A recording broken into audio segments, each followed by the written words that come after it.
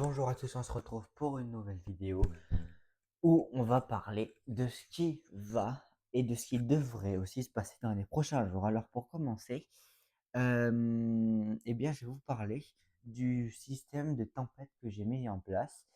Il n'est pas du tout difficile à comprendre. En fait, je vais vous expliquer par exemple si vous n'avez pas compris. Alors, ça peut se comprendre parce que au premier abord, c'est pas si simple que ça à comprendre. Mais bon, vous allez voir que c'est très simple et qu'il n'y a pas de difficulté majeure. Donc, pour commencer, euh, excusez-moi, c'est bon. Euh, J'enlève, voilà. Donc, en fait, c'est vraiment pas difficile. Pourquoi? Parce qu'il y a, alors, 3, 7, 8 niveaux. Il y a 8 niveaux de tempête. Donc, ces niveaux, bah, ça sera en fonction de la vitesse du vent. Mais, quand je dis dans les terres, c'est pas les rafales maximales, c'est les rafales moyennes. Voilà. Je n'allais pas mettre rafale moyenne parce que sinon ça allait prendre trop de, comment dire, ça allait prendre trop de place. Donc, dans un niveau de petite tempête, voilà, ou de tempête classique, voilà, on aurait des rafales moyennes dans les terres de 80 km/h et sur les côtes de 110.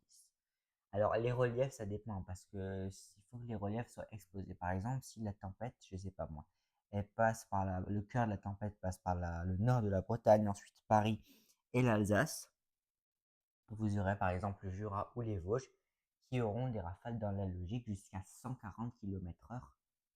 Voilà, en moyenne à 140. Mais il faut qu'il y ait déjà une tempête parce que sinon ça marche pas. Après, c'est pas une généralité pour tout, ça peut dépendre. Mais en général, c'est ça. Ensuite, vous avez un niveau de tempête modérée. Donc, c'est des rafales qui peuvent souffler jusqu'à 95 km/h en moyenne dans les terres, 125 sur les côtes et les reliefs, 160. Après, on passe à un niveau un peu plus supérieur.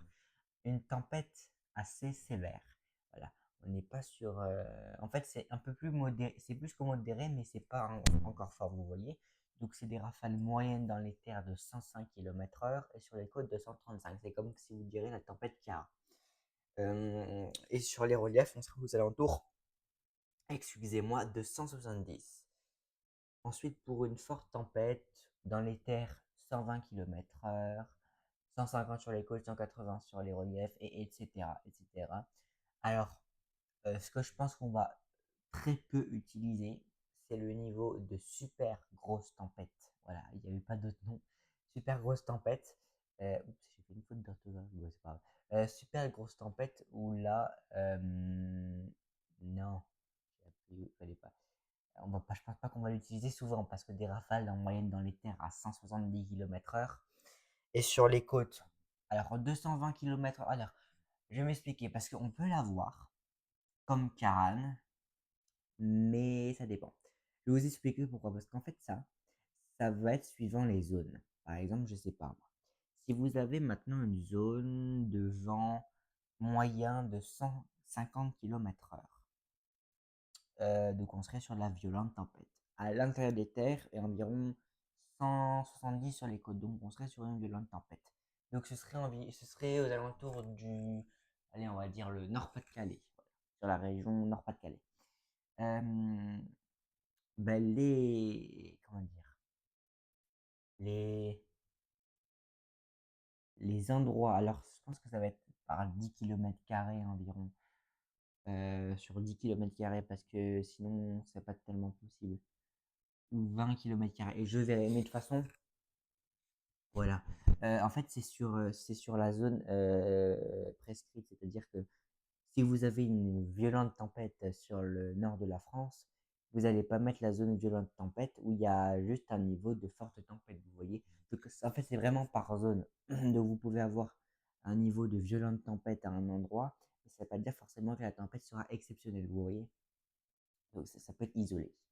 Donc, on garde cette échelle parce que peut-être on pourrait en avoir besoin. J'ai bien dit on pourrait. Alors, on va commencer par GFS. Voilà. GFS qui, lui, ben, prévoit encore l'anticyclone, qui est encore vraiment sur nous, hein, des pressions jusqu'à 1000, 1025, presque 1030 au nord de la France, une petite faiblesse autour de la Méditerranée et de la Corse. Mais sinon, on a cette dépression-là, ici. Cette dépression qui va tourner sur elle-même, mais pas totalement, parce qu'en fait, elle va forcer le passage. En fait, c'est comme si elle va casser le mur. Comme j'avais dit dimanche, cette dépression, ou dimanche, ou oui, c'était dimanche, elle va casser le mur, ce qui va faire que, ben, vous voyez, oula, ben, quand elle va casser le mur, ben, en fait, elle va être reprise par le système principal, mais l'air froid, il va redescendre. Ce qui va faire quoi? Ben, la dépression ne va pas rester isolée, non. Elle va se raccrocher au système principal et se creuser. Bon, là, elle meurt. Mais regardez. En fait, le truc, c'est qu'on a cette dépression-là qu'il va falloir surveiller. Parce qu'en fait, celle-là, elle va ouvrir le passage. Elle va ouvrir le passage pour un temps plus perturbé. Donc, c'est-à-dire que cette dépression-là, elle va avancer, mais au contact de l'air froid. Alors, si elle rentre en contact, parce que vraiment, ça va être encore à ce moment-là, comment dire, minutieux. Il faut pas que ça rentre à n'importe quel moment en contact. Faut pas que ça rentre trop tôt, faut pas que ça rentre trop tard. Parce que si ça rentre trop tard, ben, comme vous voyez là, ben, même les îles britanniques, ils ont rien. Si ça rentre trop tôt, ça risque trop vite de se raccrocher. Donc, par rapport à l'ouragan, comment il s'appelait? Umberto. La dépression, elle avait fait un chemin qui était presque pareil, sauf qu'elle était, l'anticyclone n'est pas pareil, mais la configuration est pratiquement la même, dans le sens où, je m'explique, c'est qu'il faut que cette dépression, elle rentre en contact avec l'air froid vers ce moment-là, ici, là, vous voyez, là. Pourquoi? Parce que si elle rentre en contact à ce moment-là, et que le jet, ben, s'il est un peu plus fort, vous voyez, ben, ça peut la dévier un peu plus chez nous. Mais c'est encore tôt pour savoir la trajectoire. Euh, Parce que ça pourrait peut-être partir, peut-être pas en tempête, mais en coup de vent, sur les côtes de la Manche. Pourquoi je dis ça? On va regarder maintenant ECMWF. Et je vais vous expliquer pourquoi je dis ça. Si on regarde ECMWF, donc lui, il voit bien la dépression qui ben, casse littéralement ce mur anticyclonique et qui ben, se fait reprendre par le système principal. Mais la dépression, comme on la voyait avant sur l'UFS, là, elle se raccroche à ce système-là. Donc en fait, ça fait limite une guirlande, vous voyez. Ce système-là est raccroché à ce système. Donc on va dire que ça, c'est le système A, celui-là. Et ça, c'est le système B. Et lui, c'est le système principal. Donc en fait, le système B, il est raccroché au système A, qui est raccroché au système principal. Ce qui fait que ça peut faire un effet boomerang. Un effet, non, je sais plus si c'est un effet boomerang ou un effet canon. Bref, je pense que vous avez compris. Pourquoi ça peut faire cet effet-là? Simplement parce que déjà qu'il y a un déplacement vers l'est, ou il y a un décalage sud là, tiens. Déjà qu'il y a un déplacement vers l'est, mais vous voyez que là, et voilà, ça fait ça. Bon, lui, il voit juste là, il voit une autre dépression qui coule. Et il faut surveiller aussi ça parce que cet air froid qui va couler pourrait nous influencer, comme ça, vous voyez, avec des rafales de vent parfois violentes. Après, si on se précise plus sur la France, voilà, rafale max, oula, c'était là. Comme on peut voir là, on a, alors, je sais pas si on peut parler de tempête, mais de vent violent, on va parler plutôt de vent violent.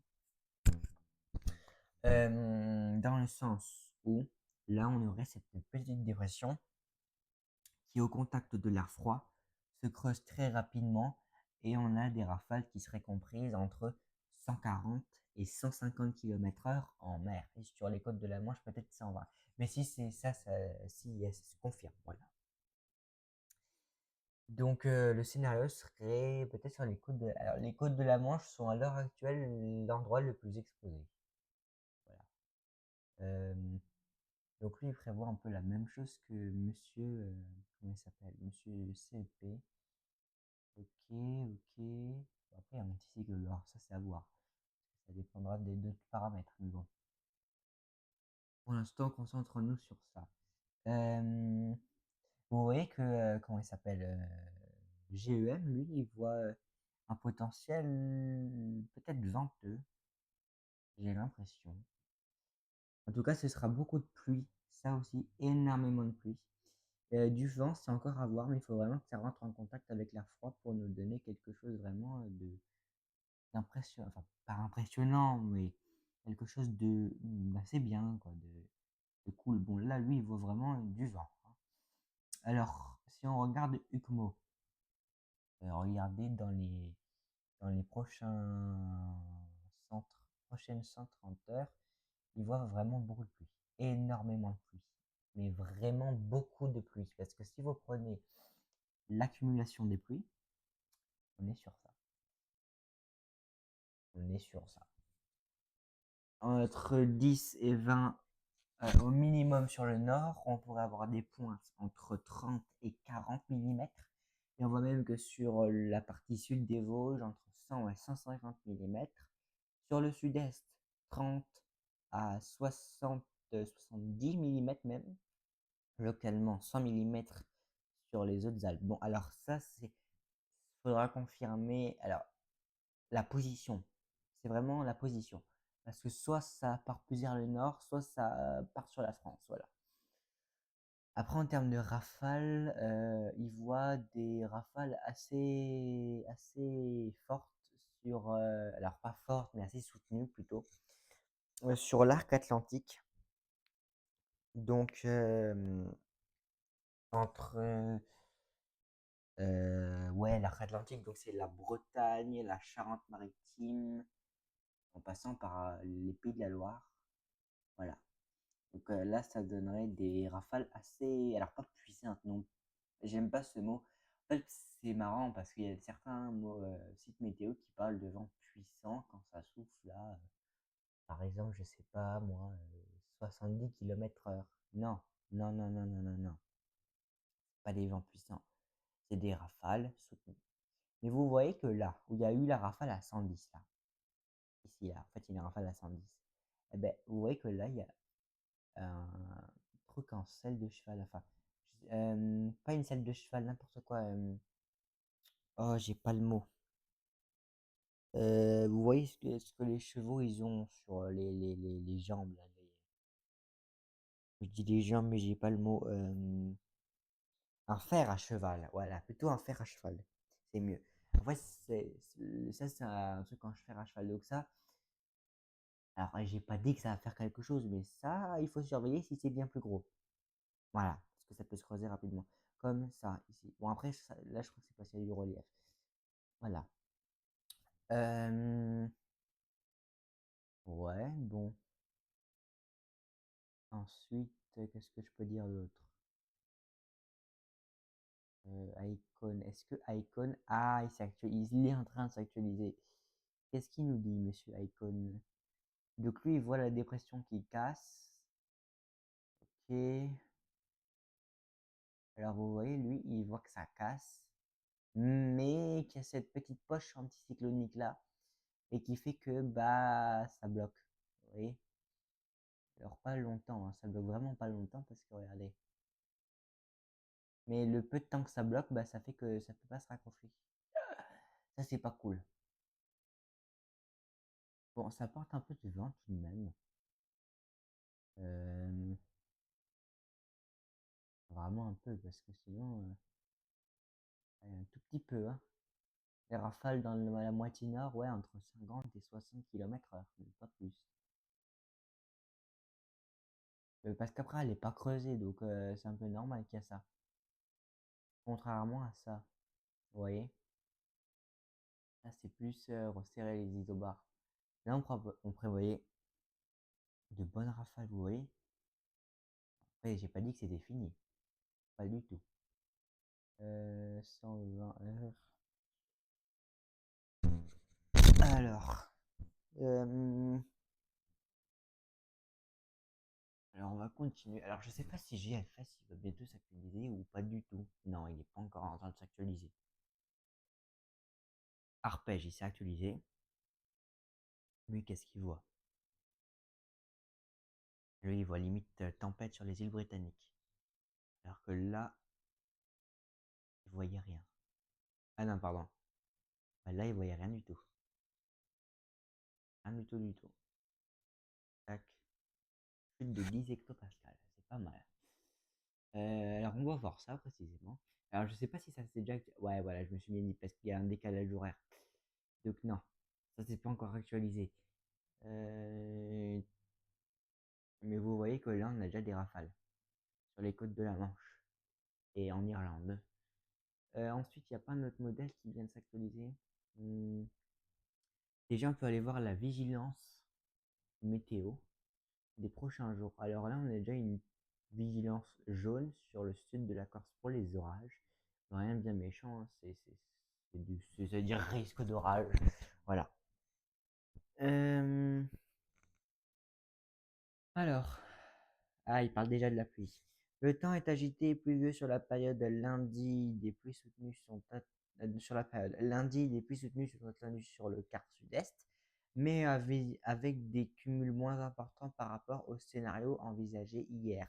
Mardi et mercredi, les pluies durables sur le pays amèneront des cumuls conséquents le long d'un axe atlantique aux frontières du nord-est. Voilà. Ça, c'est bien ce que Hugues nous a dit, parce que regardez, Hugues, eh ben, il disait ça. Donc des pluies assez importantes là sur le sud-est et entre l'ouest pardon et le nord-ouest. Voilà, ils sont impactés, très impactés même le nord-est et l'ouest. Bon là ils sont beaucoup impactés. Là c'est beaucoup. Hein. Oui c'est pas mal. Après c'est en 6 heures donc en 6 heures c'est voilà. Mais là vraiment ça c'est pas mal. Là tu as 100 à 200 mm de pluie, c'est beaucoup. Vraiment beaucoup. Ensuite, Météoville. Météoville. Ok. Il faut juste que je vérifie en attendant que JFS s'actualise parce qu'on ne sait jamais. Hmm, Icon. Est-ce qu'il nous voit, le monsieur? Ah, intéressant. Alors là, il y a un décalage au sud, même sud-est. Ouais, il y a un décalage. Alors, décalage, ça veut pas forcément. Décalage, ça veut pas. 1, 2, 3. Décalage sud, ça veut pas forcément dire que tout va aller bien. Hein. Alors, pas du tout. Hein, ça veut rien dire du tout, ça. Alors, ça peut influencer, mais ça veut pas dire que ça va être pire. Parfois, c'est dans le sens pire, genre mieux plutôt, dans le sens plus de vent, plus de pluie. Des fois, ça peut être pire, dans le sens que ça peut être moins bien, vous voyez. Donc, il parle de pluie. À Britel, on s'en fout là de Britel. Qu'est-ce que je vais. Vers une semaine agitée. Bah oui, bah ça c'est logique. Donc, oui, les dépressions, elles passent là vraiment. Les dépressions, pas les pressions, les dépressions. Donc les cumuls de pluie sont importants là. Ouais, ils sont bien importants. Punaise, 239, ils sont malades. Euh, ok. Sur l'Alsace, entre 40 et 50, localement 60. Enfin, sur le Grand Est, presque 80 mm de pluie. Ok, ok. Est-ce que pour les. Alors, prochains jours, j'ai vu, ils annoncent rien. Hein, je vais vous le dire tout de suite, ils annoncent rien du tout. 138 heures. 141, 144. C'est bizarre ça. Quand ça passe comme ça, je sais pas pourquoi. Mais bon, j'appelle ça un fer de cheval inversé. C'est-à-dire qu'il y a le fer de cheval, mais il est dans l'autre sens. Euh, ok, 144 heures et 147 heures, ça se décale au sud. Et vous voyez que là, doucement, eh ben, l'air froid il déboule par le nord. Ce qui fait que si la dépression elle se décale un peu plus que l'air froid, eh ben, boum, c'est bon, on a quelque chose. Voilà. Donc peut-être on peut se taper un truc sur la partie nord de la France. Voilà. Et regardez, si on regarde bien les pressions 2015, elles sont bien plus basses qu'on avait l'ouragan Umberto. Umberto plutôt. Donc ça, c'est parfait. Ah, là, on commence à avoir un truc. Alors, en tout cas, les rafales de vent, je sais pas ce que ça donne sur l'Atlantique. Ouais, bon, on n'a pas grand-chose. Après, ça, c'est des dépressions classiques. Humidité 700 HPA. Vous voyez, ça ressemble à rien, hein. C'est un truc écrasé, hein. Mais si l'air froid rentre en contact, c'est parfait. Et là, ça fait un beau truc. Vous voyez? Ah, voilà, il y a carrément deux dépressions. Carrément, il y en a deux maintenant. Il n'y en a pas une, il y en a deux. 150. Vous voyez que là, il y a une rotation qui se met en place si on regarde bien. Il y a une rotation même une là et une là pratiquement. Là, on a un autre truc qui arrive là. Il y a un autre système. Euh, 985. Regarde les rafales. Bon, les rafales, ça donne pas grand-chose, hein.